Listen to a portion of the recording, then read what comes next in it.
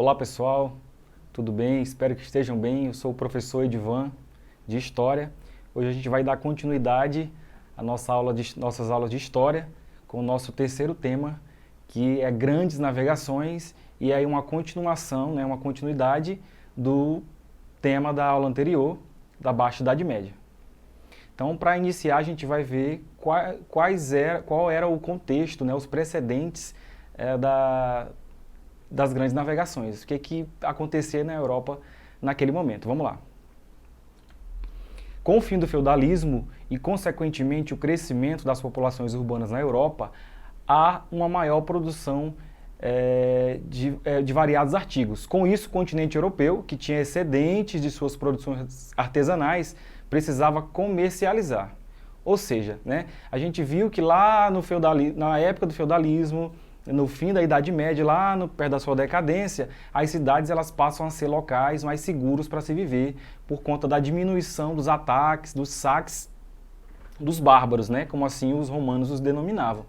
E aí essas cidades vão ficando cada vez mais seguras, e as pessoas que tinham feito o movimento cidade-campo, para a era do feudalismo, elas começam a voltar do campo para as cidades. Isso vai fazer o quê? Com que o comércio renasça, acontecendo aí o que a gente chama de mercantilismo, por conta que essas cidades vão ficar mais seguras, E a partir disso, com mais pessoas, o comércio passa a se desenvolver mais e há uma necessidade de a Europa comercializar esses excedentes, esses produtos com outras nações, Esse aí é um dos pontos dos precedentes das grandes navegações, Por outro lado, a produção alimentícia nos campos era baixa por conta da pouca mão de obra servil. Se eu tenho aí uma grande migração do campo para a cidade, ou seja, essa mão de obra servil dos servos que trabalhavam lá no sistema feudal, vai me faltar. Então eu tenho menos pessoas produzindo e eu tenho pessoas na cidade precisando de alimentação. O que fazer então? Com isso, os europeus passam a procurar novas rotas para o comércio, que pudessem abastecê-los com produtos mais baratos e que estavam em falta na região. Além disso, poderiam escoar as suas produções artesanais. Então a gente tem o quê? A gente tem o retorno do campo para a cidade, o ressurgimento do comércio, aí, o mercantilismo, e aí a Europa produzindo mais, essas manufaturas. Então eles precisavam, esses burgueses, essa nova classe que surge aí com o fim da Idade Média, os burgueses precisavam escoar sua produção para outras nações. Além disso, as cidades precisavam também garantir alimentação, para essa população que vinha crescendo muito.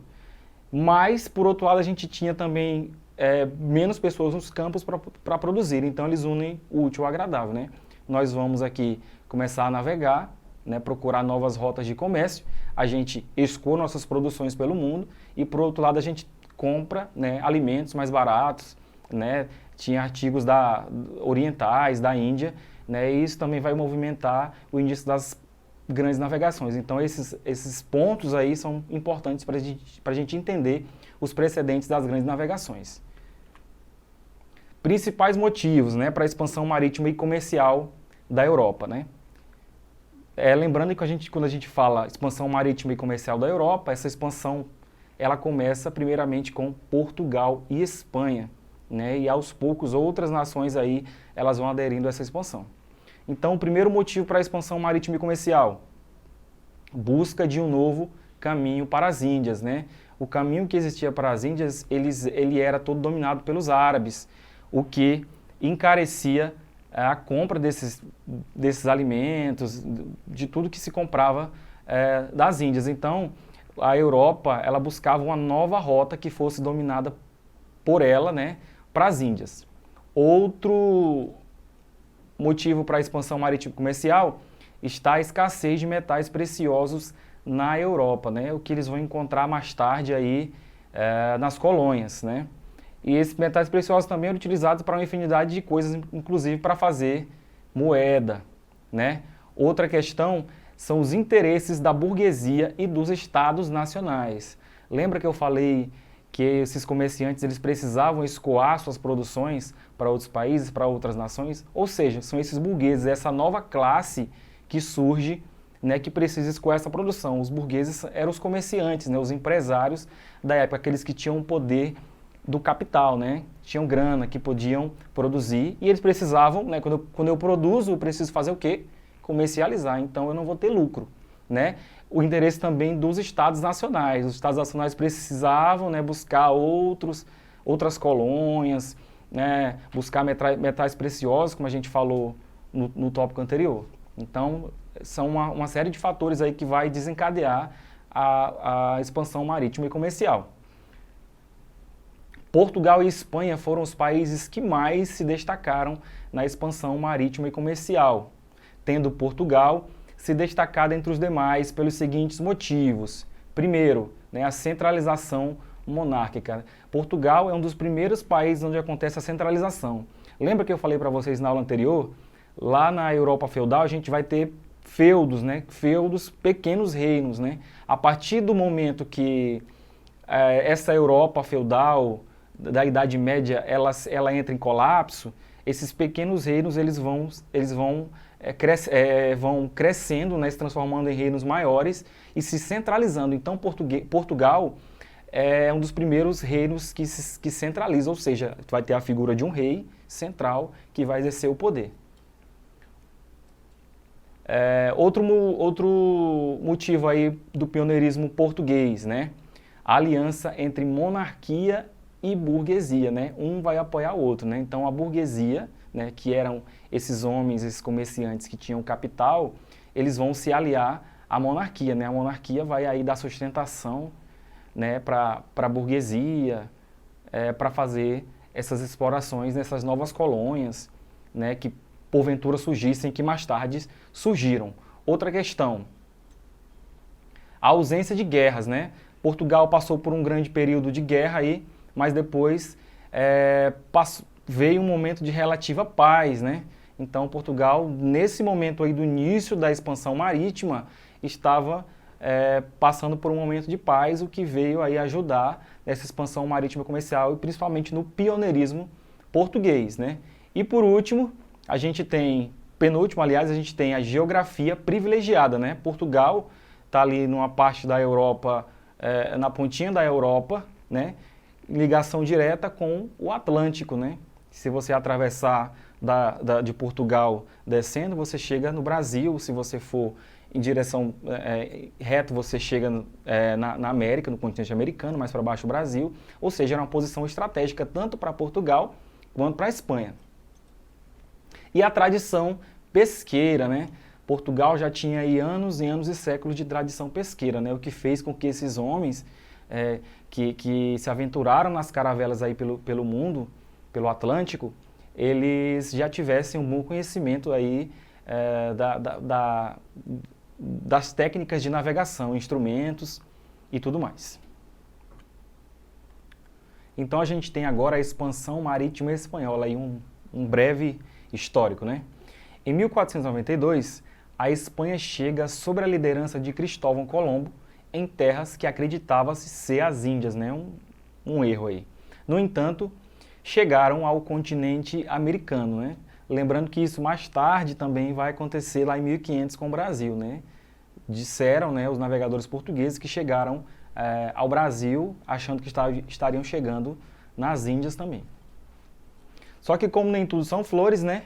Esses espanhóis, né, que chegam no continente americano, que viria a ser chamado depois de continente americano, eles dizimaram extensas populações nativas, como os incas, os astecas e os maias, colonizando grande parte do continente a mando do rei, né? Vale lembrar também que essa dizimação dessas populações, ela não se dá somente por guerra, né? Porque obviamente quando o nativo vê esse europeu entrando em seu território, ele vai tentar guerrear, né? Que vai ser aí inútil, porque as guerras, as armas dos nativos não chegavam aos pés das armas de fogo do colonizador.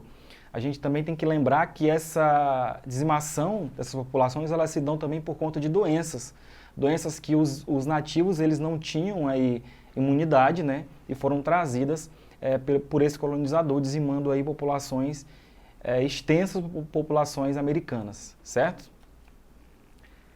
E a Espanha teve um grande número de colônias na América, que aos poucos foram se fragmentando, né? Com exceção do nosso país, o Brasil, né, boa parte da América, né, boa parte mesmo da América, ela foi colonizada aí pela Espanha, né?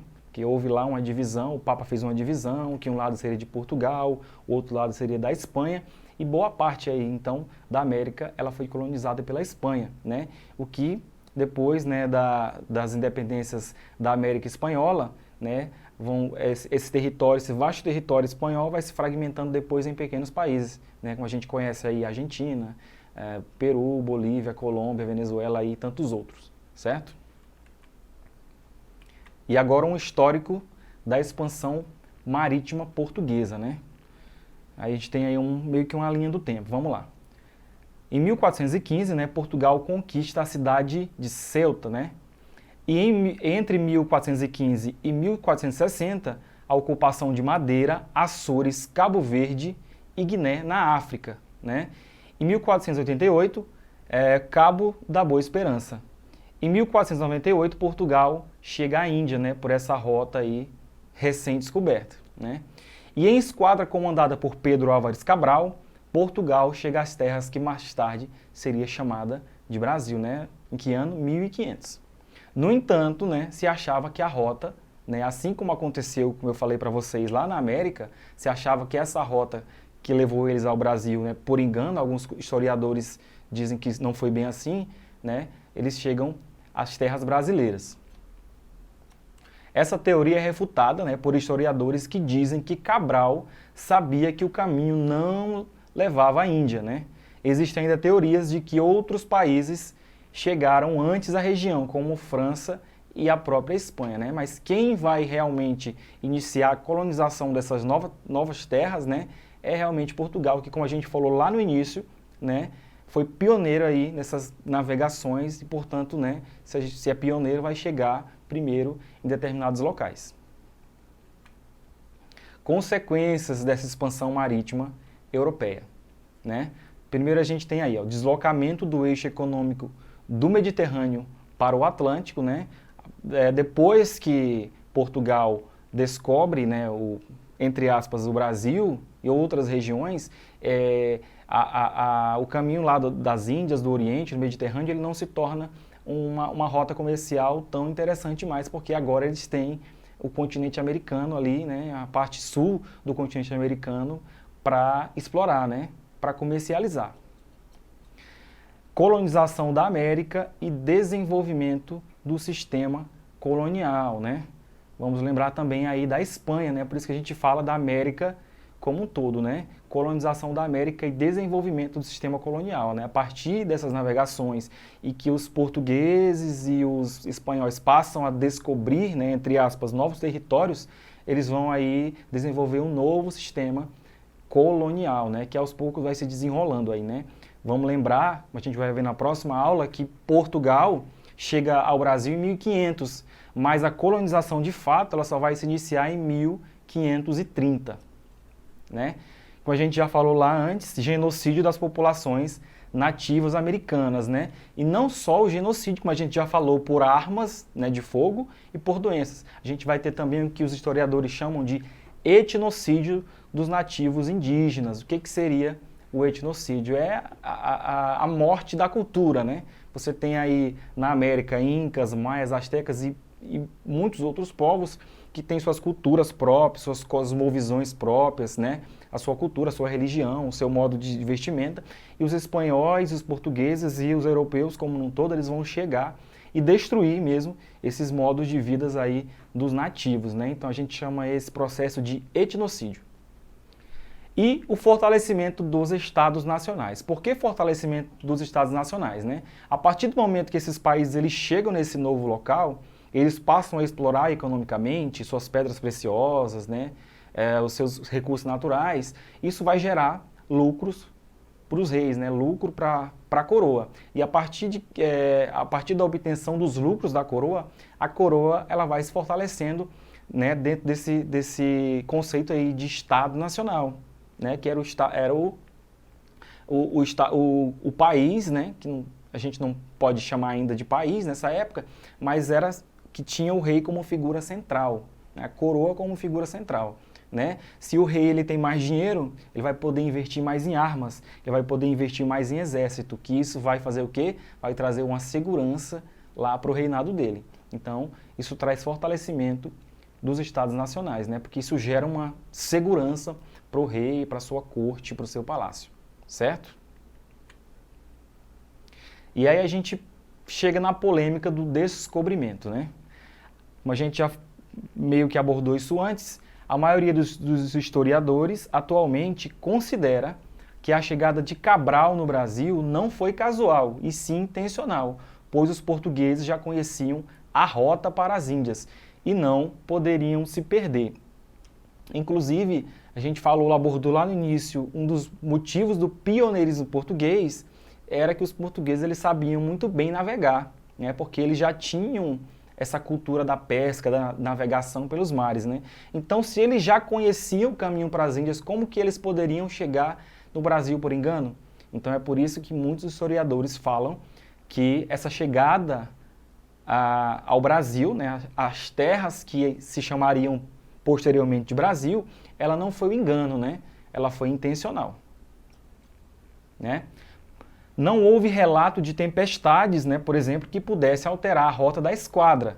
Provavelmente, outras expedições portuguesas estiveram nestas terras em 1498, aí pouco tempo antes de 1500, né, quando de fato se descobre o Brasil. Note que quando eu falo de descobrimento, né, e aí no slide também vocês podem ver que tem, entre aspas, né, porque a gente parte do pressuposto de que o Brasil ele não foi descoberto, né? Assim como aconteceu em toda a América, o Brasil ele é invadido, porque aqui a gente tinha, né, populações nativas, né, milhões de indivíduos já vivendo no território. O que acontece é uma invasão. Então, para a gente usar a palavra descobrimento, a gente tem que usar esse termo com cuidado, né, usando aspas, por exemplo, como está aí no slide, como eu tenho abordado aqui com vocês. Também existem discussões sobre uma possível expedição espanhola que esteve no litoral nordestino em janeiro de 1500. Assim também como acontece na América aí, né? Eu já li aí matérias que falam que os chineses podem ter chegado na América antes, né? Os vikings também, eles podem ter vindo muito antes dos espanhóis e dos portugueses aqui para a América. Então, para finalizar, né, para a gente testar os nossos conhecimentos aí, a gente tem duas questões para saber o que a gente aprendeu aí sobre grandes navegações, né? Então, na questão a gente tem: quem foram os principais financiadores dos empreendimentos marítimos da época das grandes navegações? Letra A, reis e burgueses. Letra B, integrantes do clero católico e pequenos comerciantes. Letra C, marinheiros e profissionais liberais. Letra D, artistas e engenheiros de caravela. E letra E, cientistas, né? Qual que seria a resposta correta, então? 1, 2, 3... Então a resposta correta seria reis e burgueses, né? Lembrem que com relação a Portugal, né, os motivos do pioneirismo português, eu falei lá no início para vocês que houve aí um acordo entre burguesia, né, parceria entre burguesia e a monarquia, né? Então esses foram os dois grupos aí que fizeram o financiamento, né, sobretudo os burgueses, como eu já falei para vocês, que foi essa nova classe que surgiu após a Idade Média, após o feudalismo, que tinha aí o poder comercial, que tinha grana, né, e podia financiar esses empreendimentos marítimos, né? Por quê? Porque eles precisavam escoar suas produções aí e comprar alimentos para vender também na Europa. Na segunda questão a gente tem: quais as alternativas abaixo explica o pioneirismo de Portugal nas grandes navegações dos séculos XV e XVI? Letra A, Portugal era o país mais rico e populoso da Europa. Marinheiros de vários países moravam e trabalhavam em Portugal, e dinheiro para investimento em navegação. Letra B, apoio total da população, ajuda de outros países, altos investimentos na construção de caravelas, feitos por ricos comerciantes asiáticos e americanos. Letra C, posição geográfica favorável, bons conhecimentos e experiência em navegação, domínio na técnica de construção de caravelas, capital para investimentos oriundos da burguesia e nobreza. Letra D, experiência em navegação desde a Idade Média. E letra E, e investimento da Igreja Católica Portuguesa. Então, qual que seria a resposta correta aí?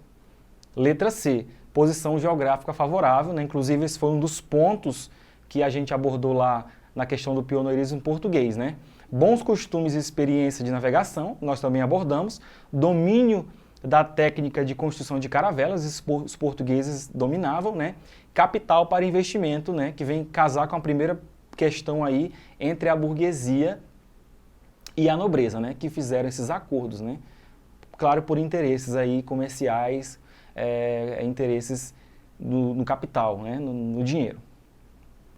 Então, recapitulando aí alguns pontos-chave da nossa aula de hoje, né? A gente tem aí os precedentes das grandes navegações, o fim do feudalismo, né? Essa volta das pessoas do campo para a cidade, né? O que vai aí reavivar o comércio e fazer com que essa produção, esse excedente, né? De produtos manufaturados tenham que ser escoado para outras regiões, né? E isso vai dar início aí o pontapé inicial para as grandes navegações, né? Por outro lado também, esses portugueses, espanhóis e europeus, eles precisavam comprar comida para alimentar sua população, certo? E os principais motivos para essa expansão marítima aí seriam o quê? Primeiramente, uma busca de novo caminho para as Índias, né? A escassez de metais preciosos na Europa, a Europa precisava desses metais, né, para fazer moedas e outros materiais, interesses aí da burguesia e dos estados nacionais, né, como eu falei que lá em Portugal foi feito um acordo entre esses dois grupos, né. Aí os dois países pioneiros nessas navegações foram Portugal e Espanha, né, sobretudo Portugal, que se destacou aí por N motivos que a gente já colocou. Né? Aí, em 1492, a Espanha ela chega na América, né, empreendendo aí guerras e dizimando populações. Depois vem a questão de Portugal, né? Portugal, ele, como é pioneiro aí nesses empreendimentos marítimos, eles chegam em vários locais primeiro e chegam às terras que depois seria chamado de Brasil, né? Começando a colonização 30 anos depois. E aí nós temos consequências dessa expansão marítima europeia, né? Que é o deslocamento do eixo econômico do Mediterrâneo para o Atlântico, óbvio, né? Se a gente tem uma América recém-descoberta, entre aspas, a gente vai mudar esse eixo comercial para lá, né? Colonização da América, o desenvolvimento desse novo sistema colonial, né? O genocídio e o etnocídio dessas populações aí americanas, né? Ameríndias, né? E o fortalecimento dos estados nacionais, porque esses estados nacionais, esses lugares vão aí arrecadar muito dinheiro nesses empreendimentos marítimos. Então, pessoal, essa é a nossa aula de hoje, né? Navegações marítimas. Aguardem as próximas. E se você quer acessar essa aula e outras aulas, né? Acesse a plataforma Eduque. O link está aparecendo aqui embaixo. Até a próxima.